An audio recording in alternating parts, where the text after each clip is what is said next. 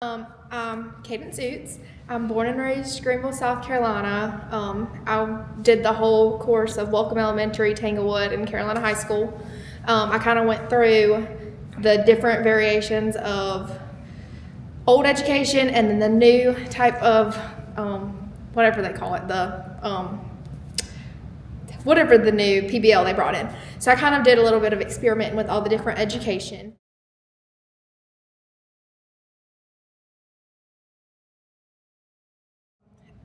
And I was the perfect student. I didn't get in trouble. I had good grades. I never really stood out in a bad way. I stood out in a good way because I always wanted to overindulge in the classroom and kind of be a teacher's pet, if that makes sense. But my home life was quite different than my school life. So at home, in elementary school, me and my mom had lived with a man that she was with after her and my father separated, and he would beat her. And we'd have to leave the house in the middle of the night and go stay with my grandparents, and I dealt with that throughout elementary school and constantly worrying am I gonna have a home, is my mom gonna be okay, and different things like that. She had gotten on drugs while we were in that situation. She got off of them and we moved away from him. Then she started a drinking problem. Her drinking problem kind of started my elementary to middle school. My mom was a great woman. We had a perfect relationship when she wasn't drinking or doing anything drug related. And when she started drinking, she would become irrational and she'd want to argue and fight. And so we were too much alike, so we'd fight a lot. And I was in the 4th grade one night, and it was leading up towards Christmas. And we were driving down the road. We had just went and got dinner, and she had gotten into a DUI crash. The next day at school, Child Protective Services had came and took me out of class. Of course, my teachers didn't know what was going on. And then I just went back to class like it was a normal day. And after that is kind of where my life began to spiral in my home life situation. And she just kept drinking and stuff. And so this progressed into my middle school years and different things. And I would kind of my teachers never know. I lived in a home that didn't have hot water. It didn't have a working refrigerator. It didn't have heating and air. It didn't have those things. And I'd take showers at my grandparents' house, and I'd do different things with my grandparents. And they did, my school never knew because I kind of put up a shield when I go to school. I looked like the perfect student. I was in all honors classes. I took things after school, like National Honor Society and different things, to stay busy and out of the home as much as I could. So I looked like the perfect student. I didn't have that red flag that educators kind of attach to students who look like they're experiencing some things at home and they try to watch out for. So I was never in that realm of, okay, we think some things are going on, let's watch her, see what we can do. But my middle school had partnered with On Track. We were one of the first schools that really partnered with them.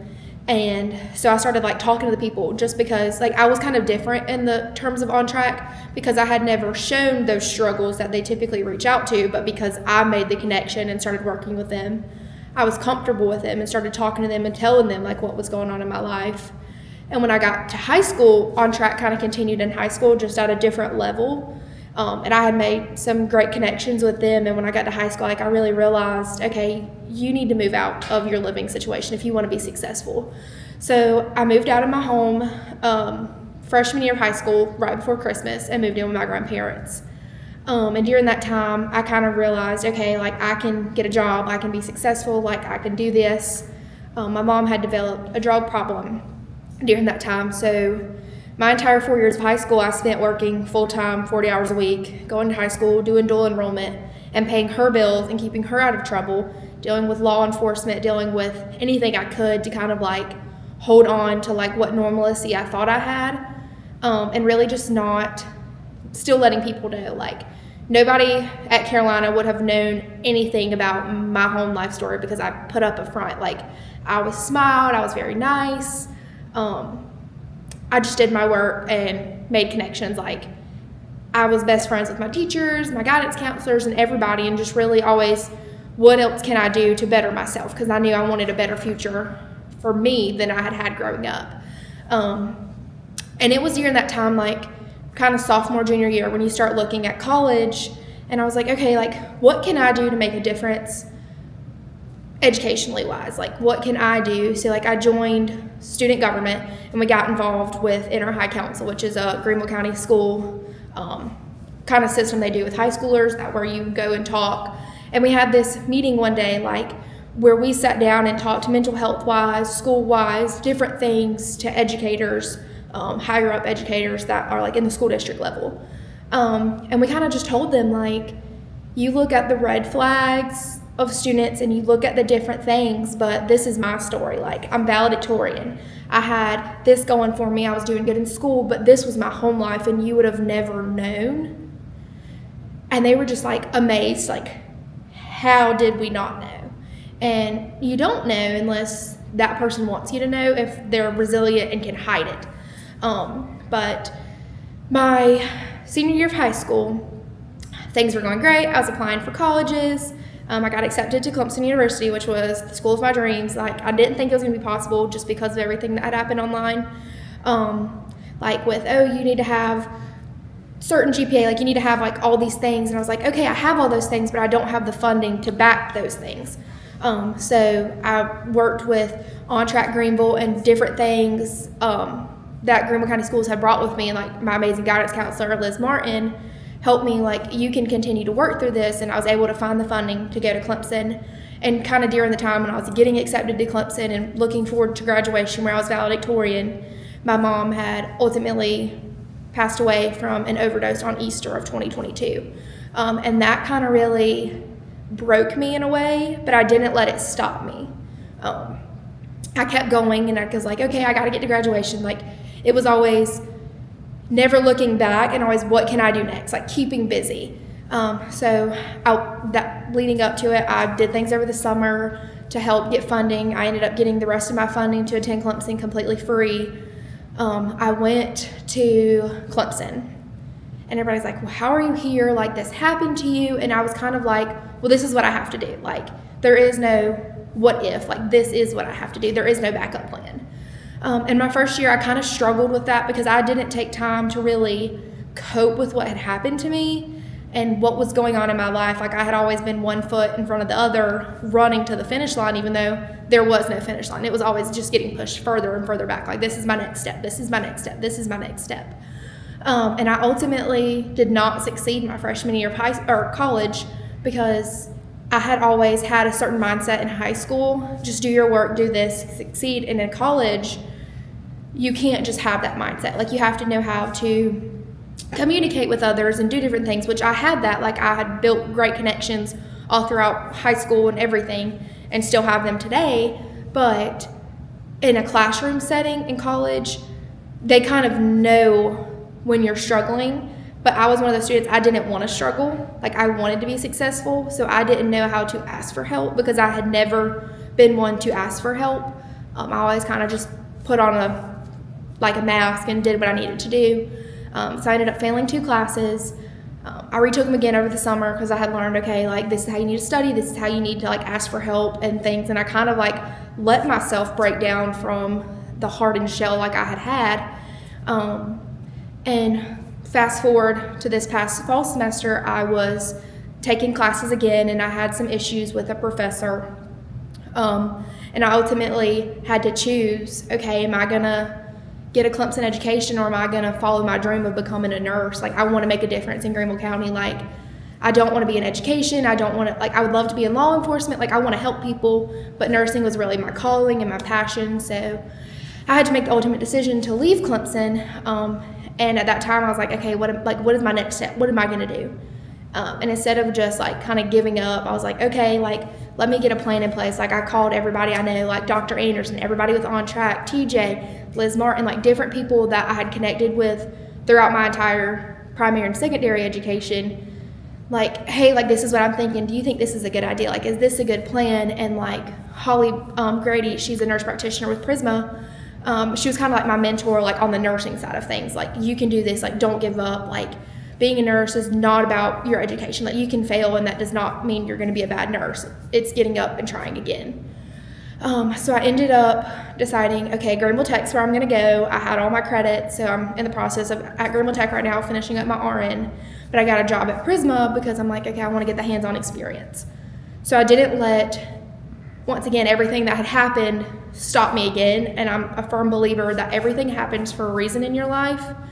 And it's just a different kind of hurdle you need to jump. Like, don't stop and use all the pain and everything to kind of push you forward. And I really think this is life's way of saying, okay, stop, take a second, breathe, be a young adult, travel, do what you need to do, because you've never had the chance to do that. You've always pushed. So now life's kind of like, okay, I'm going to halt you for a minute, let you get your life together while you're young, and then you can continue to succeed. And I don't look at it as I failed, because at the end of the day, I still got into Clemson. I still took classes for 2 years. I'm still going to be able to go back and finish up my BSN because I have all my bachelor's credits from Clemson. I just need to finish up the degree. And I just look at it as a change in my pathway. I'm still going to get the same outcome, just a little different direction.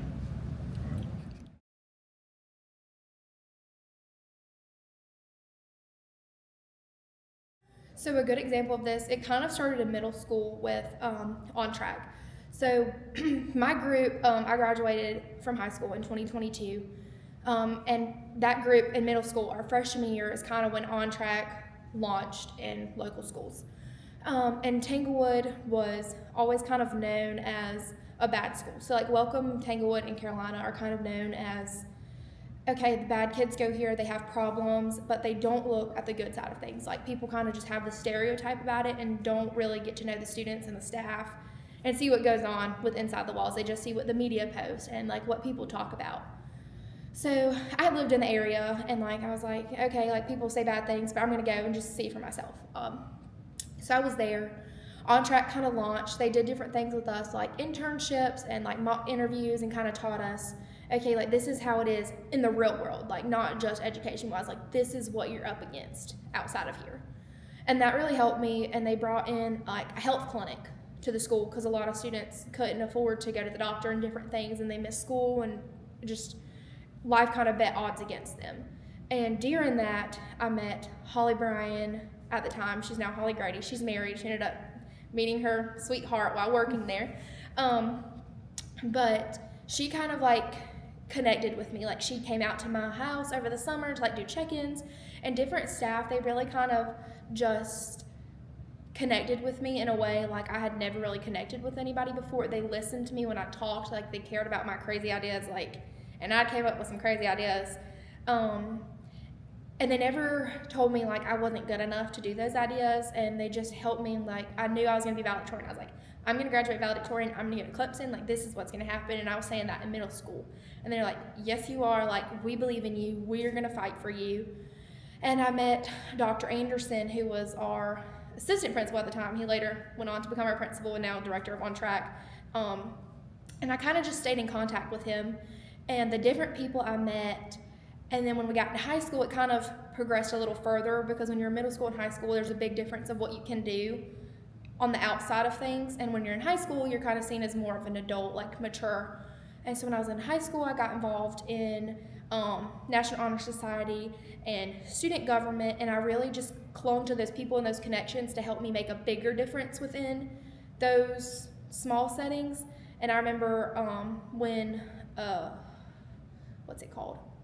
Mental health was a big thing right after COVID in Greenville County schools, and they were kind of leading up to doing like mental health things and leaving it up to educators to kind of lead. And I know, like, speaking with other classmates, like, it was a problem.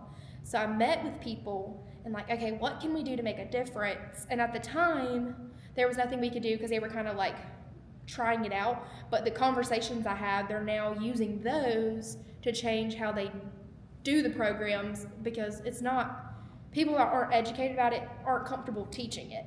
So it's not up to them. And during doing all that, Liz Martin was my high school guidance counselor, and she was like, you're absolutely amazing. Like, you just take something and you run with it. Like, you don't really let something stop you. You're like, okay, I'm gonna meet with this person, I'm gonna meet with this person. Like, you tell me no, so I'm gonna go to this person.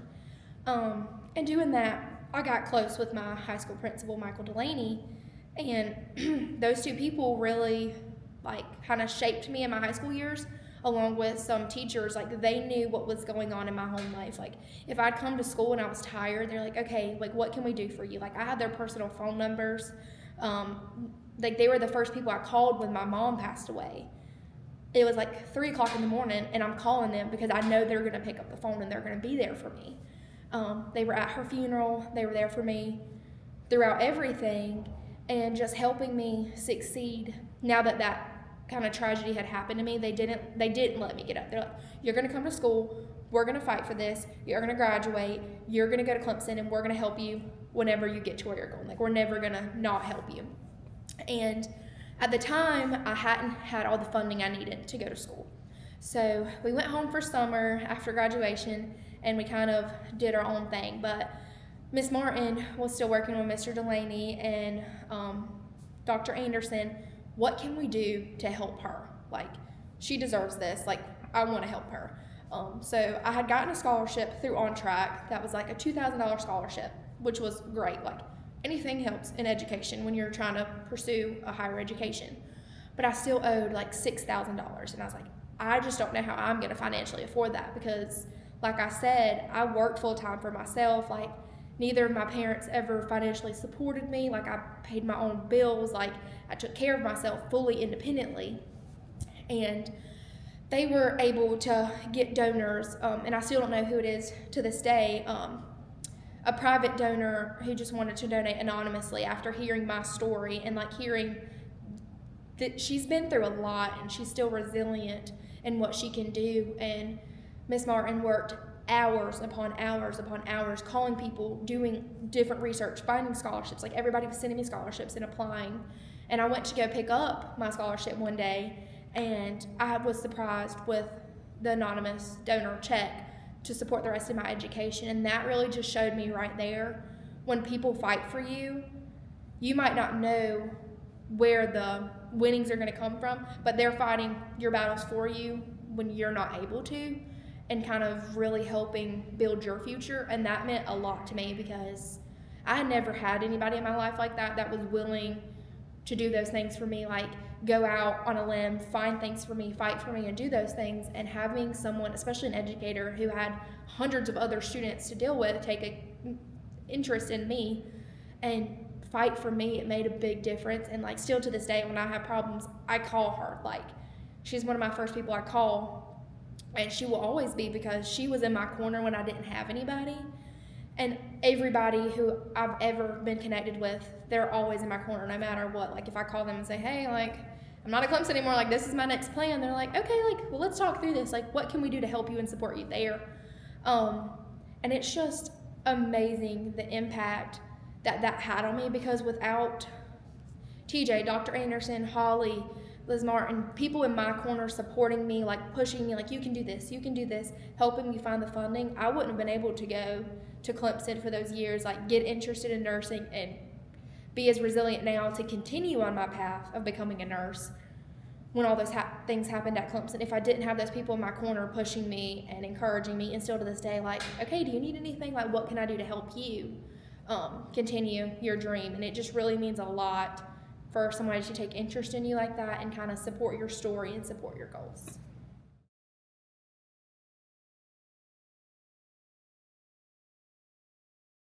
So I had, luckily for me, I had quite a few different teachers that helped me. I had Miss Mullinax and Mr. Vaccaro, Mr. Schutte, and they were kind of teachers that took teaching to the next level. They didn't just teach their material. If they knew the class was having a day, they would put education to the side for a little bit and talk to you about life, like what's going on, like, okay, you're having a hard day, like, let's not focus on this material. Let's get you to where you need to be, get you at your best, because if you're not at your best, you're not going to be able to learn anything I'm teaching you if you're constantly worried about something else. So Mr. Vaccaro, for example, he would always ask me every day, what can I do for you?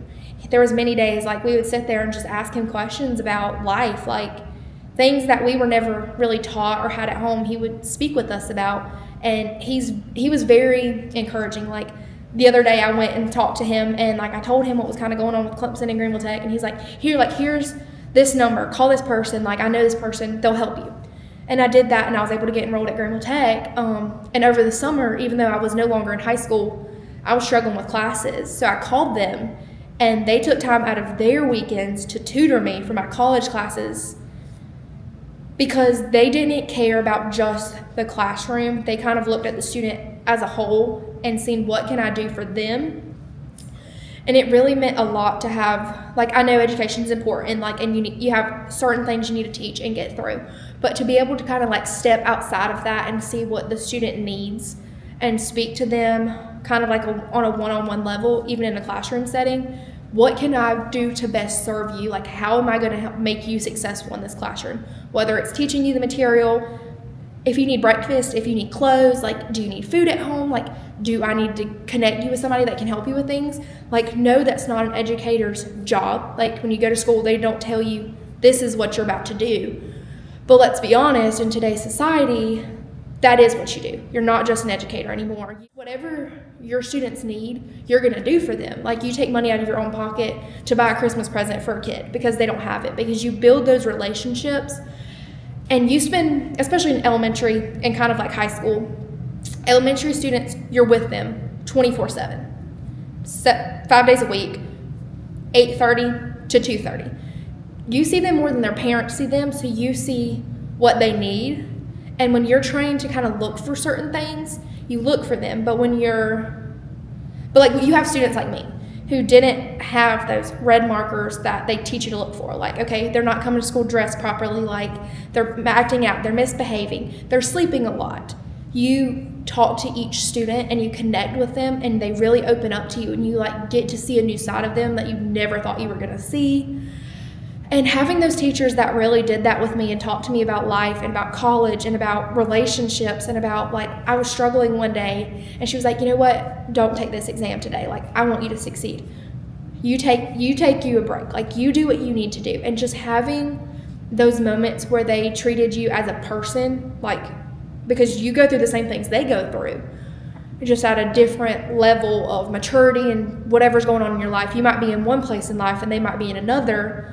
But at some point, you might have overlapped and experienced the same thing. So kind of having an educator sit down with you and talk to you about those things and look at you as a person. And even now, like, even if you don't give a student your phone number and talk to them after they graduate, just knowing they can always come back and they have a supporter in you, that means the world of a difference. Because I have some teachers who, in never in a million years would I call them, like, if that was my last option, because they weren't supportive.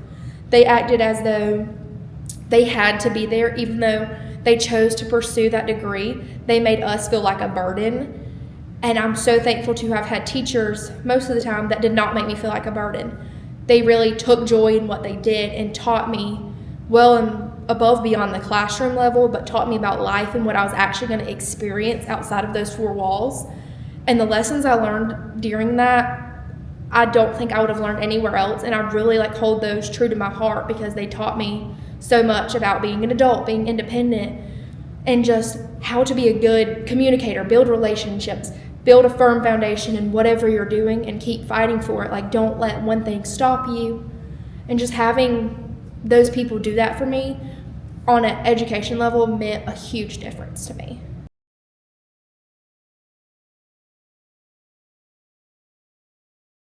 It never failed. We were always struggling near exam time, like state benchmarks, and the teacher was stressed, we were stressed, and they're like, okay, like, the district's really pushing you, push this, but what they don't see is what goes on inside the classroom. So there might have been a fight at lunch, there might have been an argument in the hallway, there might have been something going on in the classroom, like, you personally might have had a bad day, like, you might have had something happen at home, and you come in and you're just not the same person you were yesterday. And you're not fully there to teach the class to the level that you want for yourself. Students can sense that. Like, we know when something's different with a person. Like, when you're with somebody, like, I had educators, like, something would happen in their family and they try to push through it. Like, we knew they were upset. Like, we knew they were different. And we wanted to talk to them, kind of like do what we needed to do, because we knew they were going to do that for us. And being able to realize when, okay, if I teach this, are they going to fully understand it? Are they going to listen? Are they going to be active in our conversation, or however you decide to teach the material?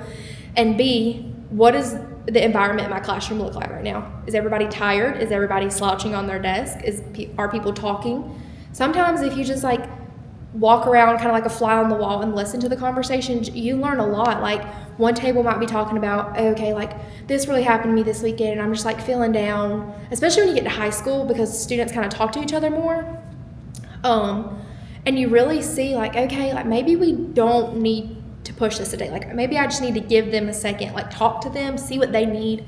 Maybe like let's do like something fun to learn the material instead of grinding hard on paper and doing the material and lecturing. Let's do something fun to get them all kind of calm and involved.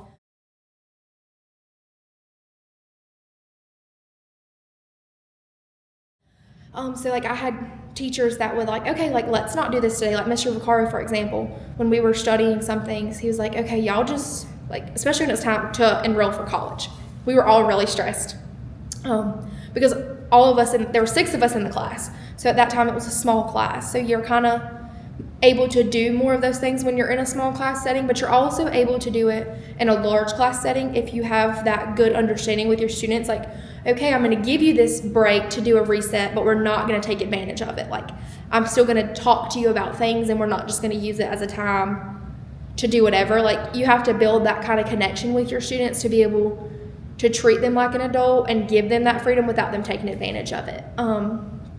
And he was like, we're just going to take time, like, okay, like ask me questions. Like, what do y'all need to know about college? Because coming from Carolina per se, a lot of our parents didn't go to college. Like, we didn't have family members in college.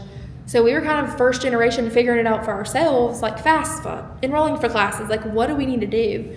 And he took the time to walk us through, okay, like, this is how you study in college. Like, this is how you, like, apply for financial aid. Like, let's look for scholarships. Like, what can I help you do to like figure out scholarships?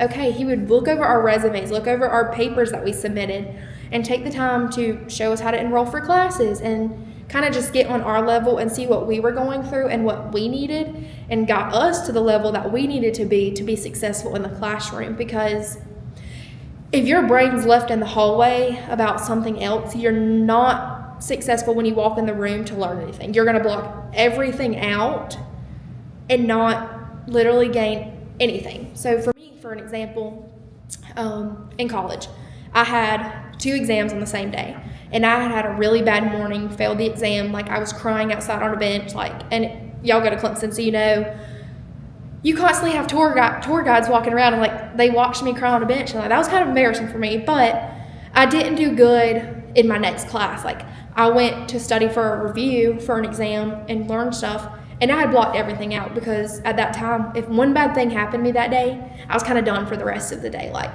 my mindset was negative. I didn't have a positive mindset to gain anything. And I've learned if you have a negative mindset going into it, you're not going to retain anything because you don't want to. Like, if you're not thinking about it positively, like, oh, I can do this, I can do this, I can learn this, your brain's not going to let you learn it if you're thinking about it negatively, because you're like, okay, we don't want to learn this, so we're just going to shut down and we're not going to use it. And that was a big thing that really meant a lot to me, is to have educators who realized, okay, they're not fully with it today. Let me see why they're not with it. Are they just having an off day? Do they need to talk about something? Do I need to help them with something? You might have the whole class that's ready to succeed, but one student needs a break. Give them that break. Don't ride them unless they're acting out. And if they're acting out, ask them, okay, like, let's talk about, instead of calling administration, like, I understand calling administration if it's to the level of misbehaving that's endangering to the class.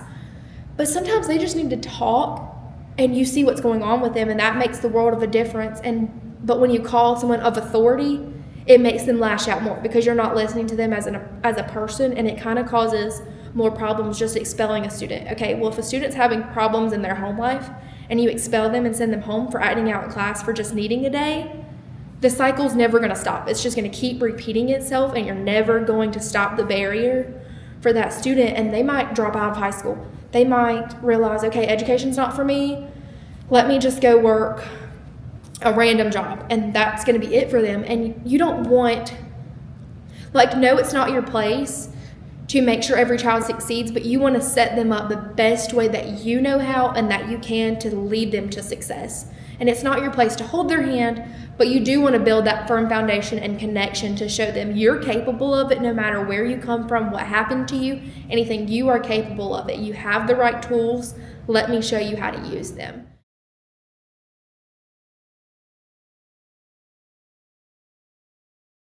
So go into the field that you're choosing, whether it be education or whether it be guidance counselor. So whatever you're going into, go into it with a mindset of, I'm going to make a difference. I'm going to have zero judgment in these situations, and I'm going to give it my all. Don't go into it with a mindset, this is a paycheck, this is just a career, this is going to be your life. You're going to give it your all until you can't anymore. And when you can't anymore, step back. Don't stay and be miserable and ruin it for other people. Don't be mean to new teachers. Don't kind of have a level of seniority because you're miserable in your career at the time. Step out of it when you get to that level, because unfortunately it happens. Teachers burn out. So when you get to that level, take time to reset, reevaluate, and see what you need to do in your life, because students notice, and it makes a difference in y'all's relationship and the learning that comes out of that classroom.